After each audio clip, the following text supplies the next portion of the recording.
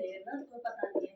Hostel में एक लड़की गाने गाती, किसी को पढ़ना होता, किसी को सोना होता, बहुत लड़ाई होती।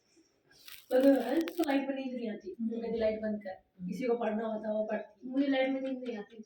ओ भाई साहब रोड़े होते थे। मैं अपने लाइट बंद होने के बाद ना मैं अपनी आंखों पे तकिया रख के सोती हूँ।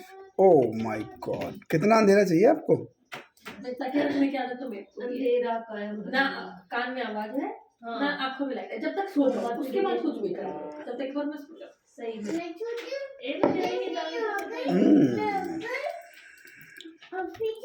इतना भी अंधेरा क्या है, थोड़ा बहुत माना कि अंधेरे में नींद अच्छी आती है, बट सुबह उठते सबसे पहले 2 गिलास पानी पिए।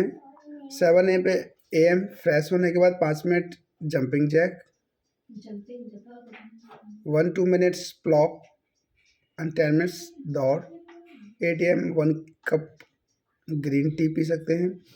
8:30 बजे अब नाश्ते में आप एक सत्तू से भरी रोटियों के साथ एक छोटे बाउल दही में 1/4 काली मिर्च, साबुदाना, काला नमक मिलाकर मिक्स करके खा सकते हैं।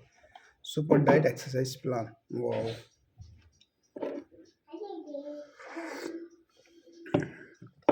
महबूब सनम तुझ मेरी कसम, मुझे देखने सी नजरों से कुछ कुछ होता है।